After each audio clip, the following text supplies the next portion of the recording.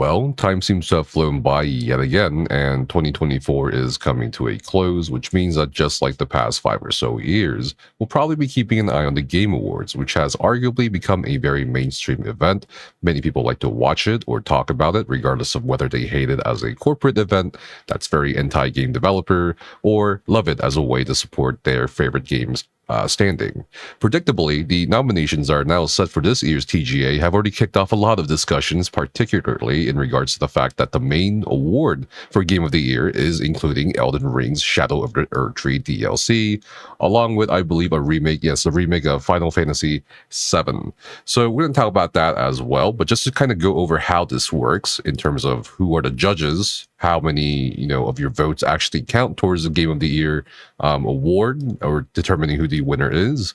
We'll be going over some of this stuff. So, how are winners selected? Winners are determined by a blended vote between the voting jury, which is 90% of the vote, and public fan voting, which you can do through their website, and that accounts for a total of 10% of 100%. In China, fans can vote on the winners via Bilibili.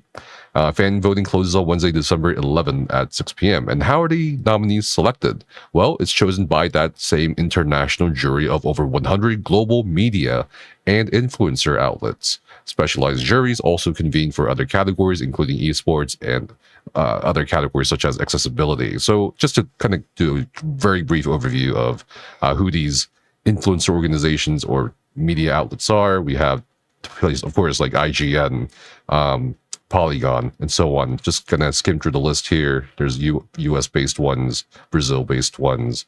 There's gonna be French-based ones. So yeah, these are essentially who get to pick every year at the Game Awards. Of course, you can argue, well, 10% is not insignificant, but at the same time, compared to 90%, it kind of is, and that kind of explains why a lot of people have felt snubbed or weirded out by some of the wins for some of the categories in the past.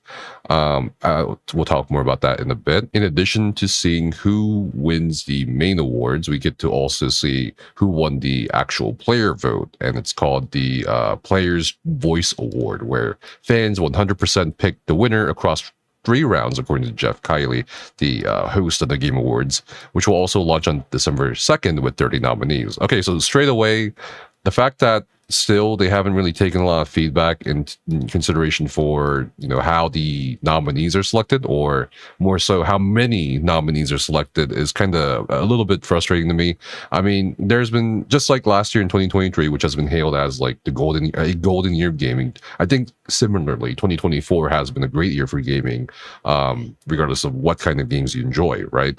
And the fact that there's only 6 slots available for someone to pick a Game of the Year out of essentially kind of forces a lot of games out of the picture. I mean, cool, Astrobot, fantastic, Metaphor, fantastic, but where is the Pow World? Where is the Satisfactory? Where is the Sons of the Forest, potentially for like maybe a horror category or a survival category or indie category, right? Where's Helldivers 2? Where is Space Marine 2? Where is even Genshin Impact once we get to that category, right?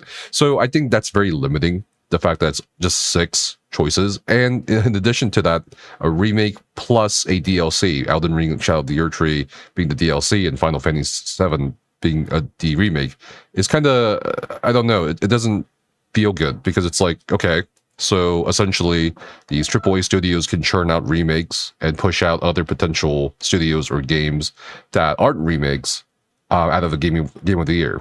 And also, secondly, for DLCs, like From Software's Elden Ring, that's kind of the same thing. They can just keep attaching DLCs to existing titles to become Game of the Year, which I don't particularly agree with.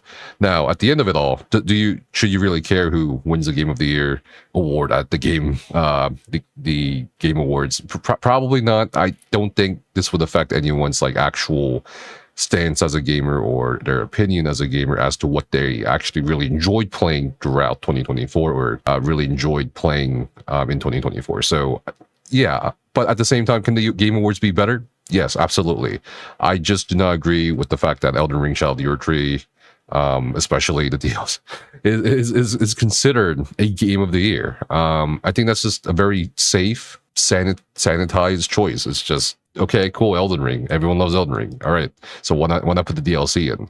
It kind of bothers me that, there's 6 slots for Game of the Year. But when we look at other awards like Best Narrative, Best Art Direction, Best Score and Music, there's only 5 slots, right? I mean, again, that's also more limiting. And they have 30 nominees for Player's Voice Award, compared to 5 or 6 for the main awards. So Best Narrative, Final Fantasy VII, Like a Dragon, Infinite Wealth, Metaphor, Refantazio, Senua's Saga, Hellblade 2, Silent Hill 2, Best Art Direction, Astrobot, Black Myth Wukong, Elden Ring Shadow of the Erdtree, Metaphor, Refantazio, Neva, Best Score and Music, Astrobot, Final Fantasy VII, Metaphor, Silent Hill 2, Stellar Blade. Okay, next one, Audio Design, Best Audio Design, Call of Duty, Black Ops 6, Astrobot, Final Fantasy VII, Senua's Saga, Hellblade 2, Silent Hill 2.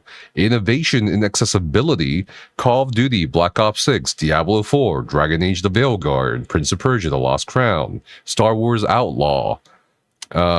Games for Impact, Closer the Distance, Indica, Neva, Life is Strange, Double Exposure, Senua's Saga, Hellblade 2, Tales of Kinzera, Zao, and this is 6 instead of 5 slots, by the way. Best Ongoing, Destiny 2, Diablo 4, Final Fantasy 14, Fortnite, Helldivers 2. No mention of if they're going to put an MMO like Final Fantasy 14, why not put in an MMO like World of Warcraft, which has been ongoing for like way longer.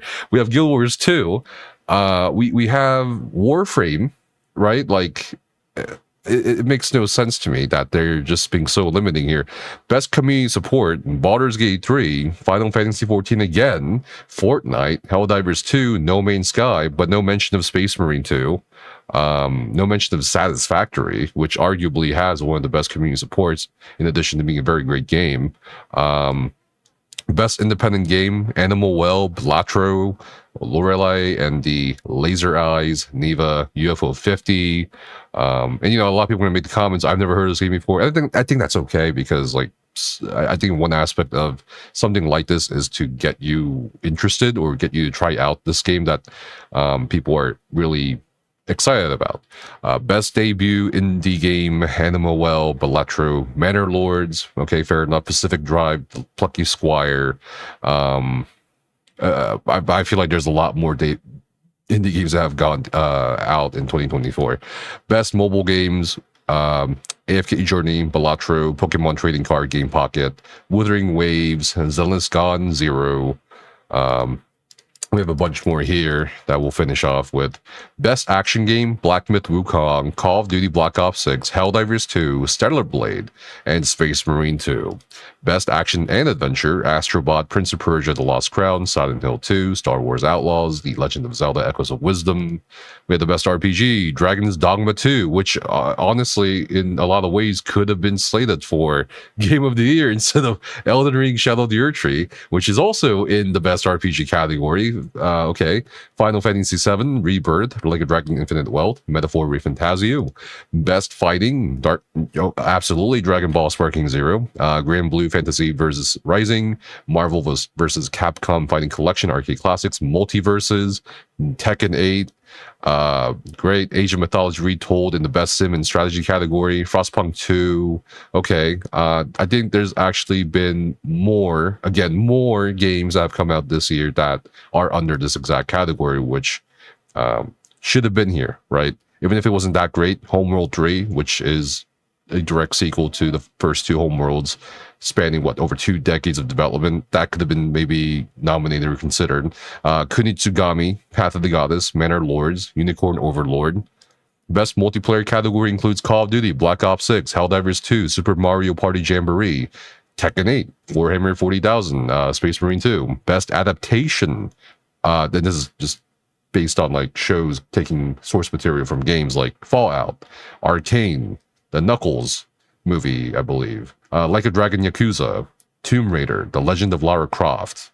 Okay, Most anticipated game, recognizing an unannounced game that has demonstrably illustrated potential to push the gaming medium forward. Death Stranding 2 on the beach, of course, you gotta have Kojima in there because Jeff really loves Kojima. Ghost of Yotei, the sequel to Ghost of Tsushima. Grand Theft Auto 6, Metroid Prime 4 Beyond. We also have no mention of games like Supervive. I just think, again, the ball was dropped here in terms of the limited selection. Best esports game, Counter-Strike 2, Dota 2, League of Legends, Mobile Legends, Bang Bang, Valorant. So these are the categories and these are the nominations. Again, I strongly disagree with the fact that it's just so limiting. There could have been more. And I really just disagree with the fact that at the very minimum, a DLC should not count as a separate game for consideration for a game of the year. Could it count under a new category like best expansion of the year or best DLC of the year? Absolutely. I think there would be a great category. That would be a great category. But also in addition, if this is all about promoting not just the games themselves, but also the game developers, why aren't there more categories for the indie games, which is a driving force, which is the bulk of the games industry right now? So I don't know. It just seems like, just like last year, it's going to become very corporate, very sanitized. It's just going to be about bringing in Hollywood A-listers and read off names. I don't think it's going to be particularly impactful culturally. Again, I'm hoping that's not the case. I'm hoping that they took feedback from last year when they were trying to rush developers off stage and cutting off their speeches and just kind of making way for commercial slots. It's just, I'm really hoping that's not the case, but I just have this feeling just looking at some of these nominations and the way they, again, handle the categorization of these, along with the fact that it's so limiting, we're probably going to see the same thing again.